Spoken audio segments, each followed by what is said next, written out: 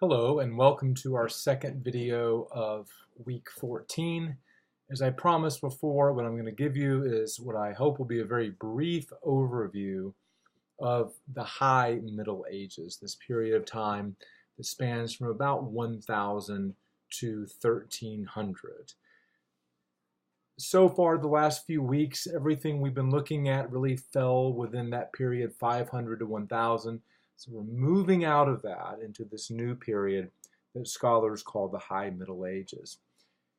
Obviously, something happened, something was changing that prompted scholars to say, you know, we really need to talk about this period between 1000 and 1300 as a kind of discrete historical period in its own right.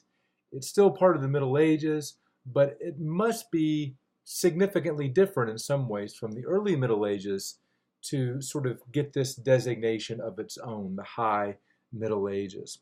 So let's start with this question. What is happening around the year 1000, or what's sort of falling into place around the year 1000 that generates enough changes that we talk about this period as being distinct in many ways from the previous period, the early Middle Ages? Let me just mention three things, all of which are really important. And I'm sure other things could be mentioned as well, but I think these three are all key. First, the invasions that I talked about at the end of the last video. So, starting in the 800s into the 900s, you've got Viking invasions all over Europe. You've got the Magyars invading Eastern and Central Europe. You have Muslims coming up from North Africa and creating problems in Italy and other places. Well, around the year 1000, or at least early in the 11th century, those invasions begin to subside. And therefore, things become less chaotic, things become more politically stable and orderly. And that's going to make a big difference. The second point is not entirely unrelated to that point. The second point is that by the year 1000, the Christianization of Europe was nearly complete. So, for instance, the Vikings, when they're going around and raiding monasteries and pillaging and raping and all this sort of thing, they were pagans, these Vikings. But in the end, again, by the year 1000 or so, most of those Vikings had been converted to Christianity. And we'll at least hope that made some kind of difference in the way that they lived their lives. But anyway, the point remains that in the High Middle Ages, Europe is much more homogeneously Christian than it was in the early Middle Ages. Third, and finally, and this is also, I think, related to at least the first point, we start to see a real growth, a pretty dramatic growth, in fact, in the population of Europe. And that's going to have all sorts of ramifications. And I'll come back to that in just a moment.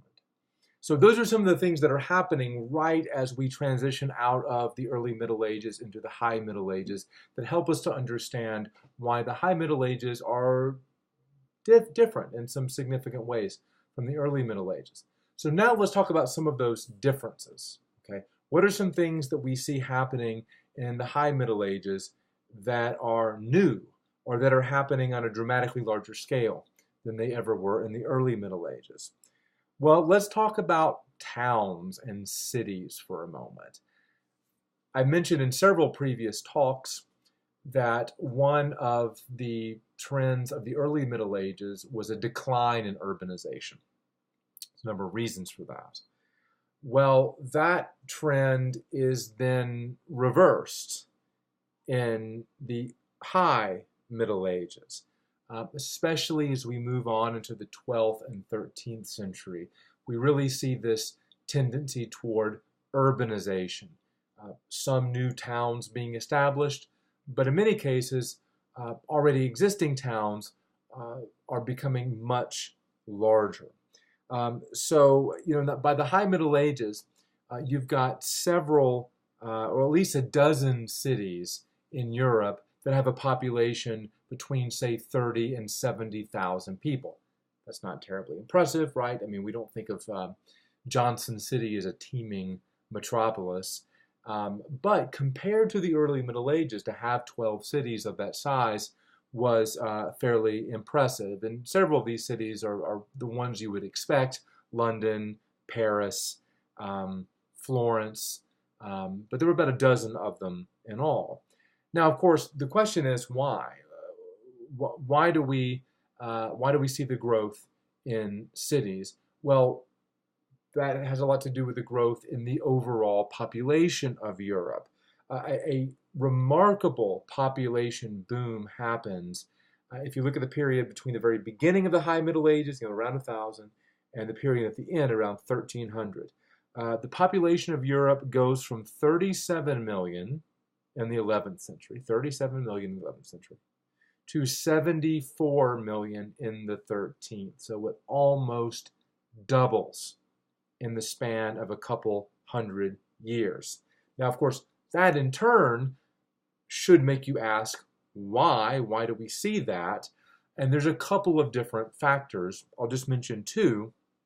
There were some really important agricultural innovations that were made during this period that made agriculture much more productive and efficient. You're going to read about some of those new techniques.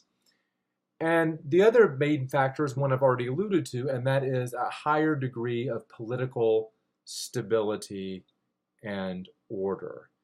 That is going to encourage and make possible population growth. Well, what else does that population growth make possible in addition to this urbanization I've been talking about? Well, it's going to expand the economy.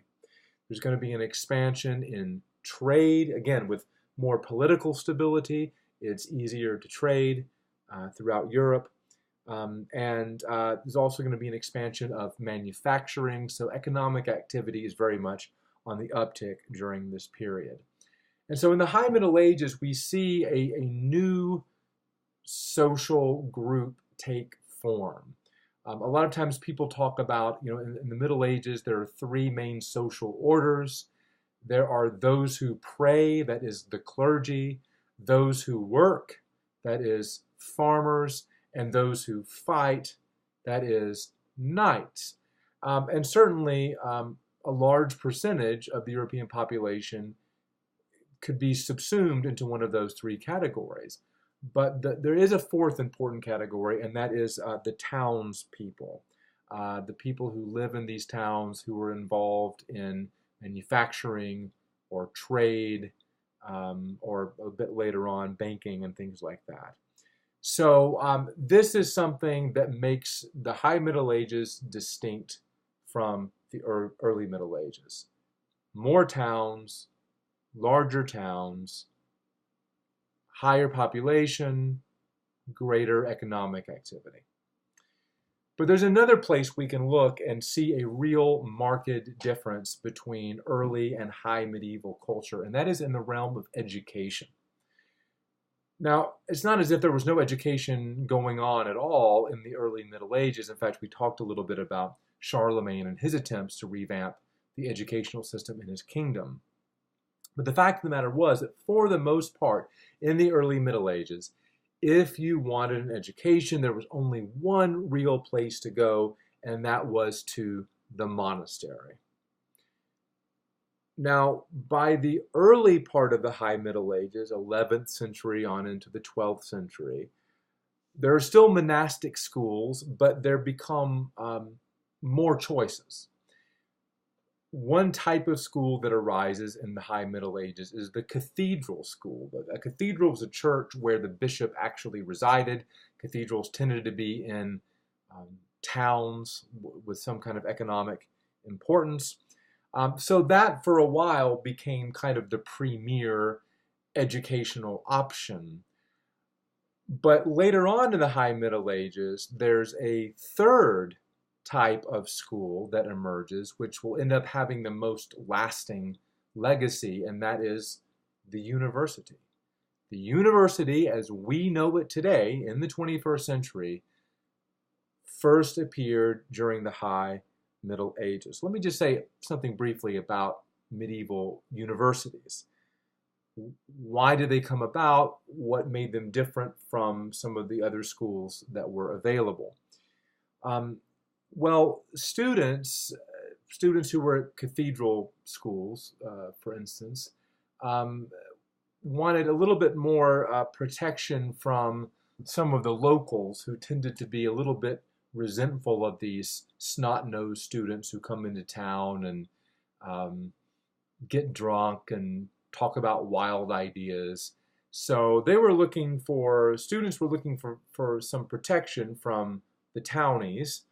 The teachers, the masters as they were called in the Middle Ages, the teachers wanted more freedom from interference of the local bishop or interference of some local authority. So what happened was students and masters together, they came together and they formed a kind of alliance that we called the university. Now, the Latin word universitas, which is, of course, where we get the word university, that was actually just the medieval Latin word for a guild. And you're going to read about medieval guilds in your reading this week. And, of course, medieval towns would have guilds of bakers and guilds of cloth makers and that sort of thing. But there was also a kind of guild of scholars, and that's really what the university was. The university was a kind of legal corporation that was able to establish its own standards, so decide, okay, this is what a student needs to do to get a degree in this field. They were able to regulate themselves, and they had certain legal privileges as a kind of guild. And this did give them the academic freedom that they sought. Most universities were set up in such a way that the local bishop really wasn't able to interfere with the runnings of the school. Conversely, kings and popes were highly supportive of universities, typically, because they would benefit. Both kings and popes needed highly qualified, capable bureaucrats in their courts. And universities were able to crank those sorts of people out on a very regular basis. So even though some local people might not be happy about these universities in their midst, the universities had friends in very high places indeed.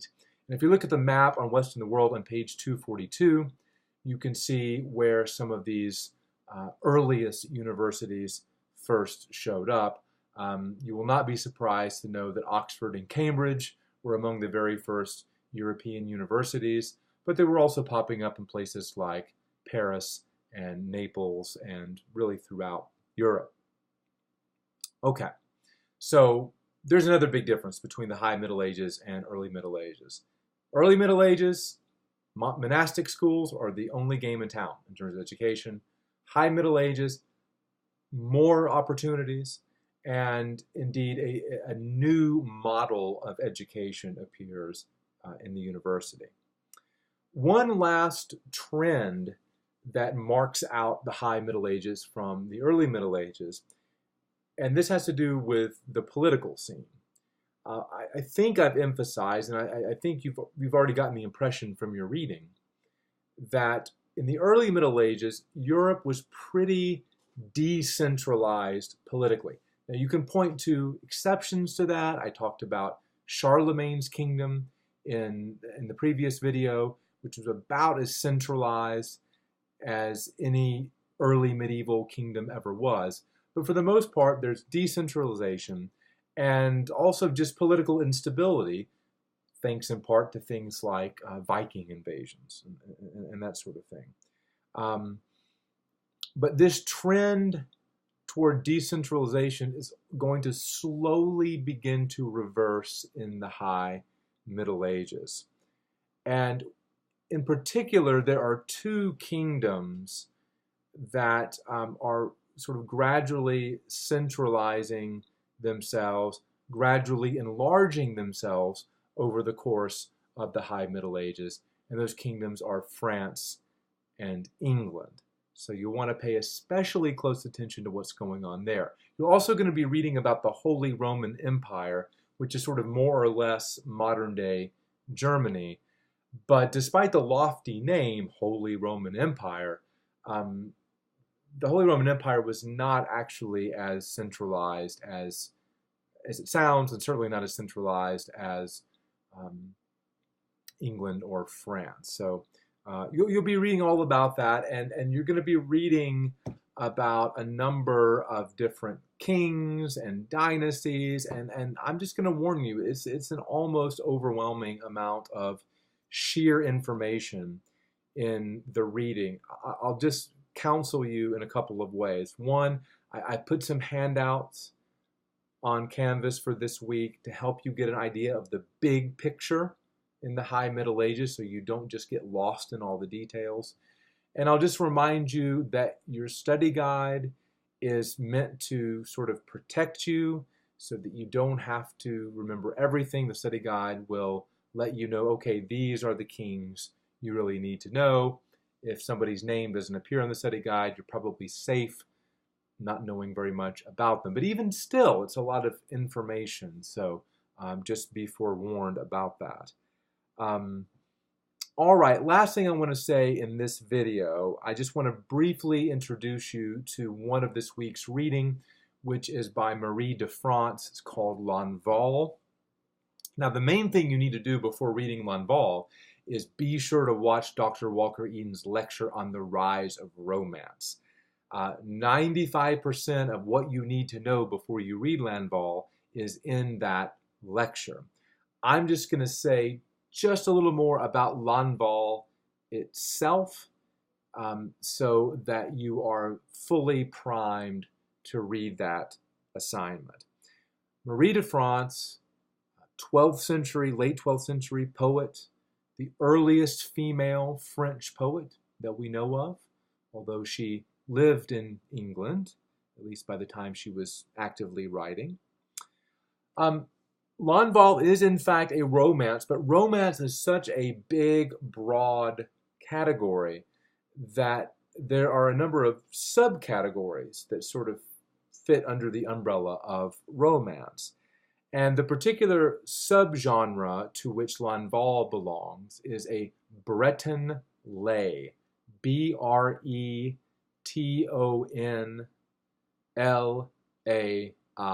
Breton lay. A Breton, by the way, is a resident of Brittany, which is one of the northern sections of France. Breton lays may have been told orally for some time, but as far as we know, Marie de France is the first to really write these down, and she ends up spawning a very popular genre. So for at least a period in the High Middle Ages, Breton lays were best-selling literature. These stories tend to take place, Breton lays tend to take place in either Brittany itself or nearby lands. Wales, Normandy, places like that. Normandy is also in northern France. The protagonist can be either male or female, but almost always the protagonist is going to be from the nobility. So that's something worth knowing about Breton lays. These are poems about, stories about aristocrats written by aristocrats, by and large. As is the case with almost all romances, the plots of Breton lays revolve around love, and not just any kind of romantic relationship, but a courtly love relationship. And Dr. Walker Eden will talk a bit about this in her lecture. But for now, suffice it to say that courtly love relationships are relationships between aristocrats, the nobility. These are often sort of forbidden, secretive, furtive relationships that often involve married people. These are relationships that value secrecy, that value loyalty, and most of the people in these sorts of stories who are in love demonstrate dramatic sort of physical manifestations of their love, right? Their heart is racing in their chest, or they're weeping, or that sort of thing. So you'll often find sort of courtly love relationships. You'll also usually see chivalric values being promoted. You'll read about chivalry. I think Dr. Walker Eden in her lecture talks a bit about chivalry. This is a kind of code of honor that was developed during the High Middle Ages for knights. The ideal knight should exhibit certain qualities. Again, loyalty is certainly one of them. Honesty, fairness, bravery, and that sort of thing. Again, as with most romances in a Breton lay, there is often an element of the supernatural, and Lanval is no exception there. The very last thing I'll say is that before you read Lanval, be sure to look at this week's discussion forum questions, because one of those questions has very much to do with Lanval, and I think that you'll probably have a better answer to that question if you are thinking about that question going into the reading. So check that out before you do the reading. And again, by all means, watch Dr. Walker Eden's lecture on romance first. All right, great. Have a good day.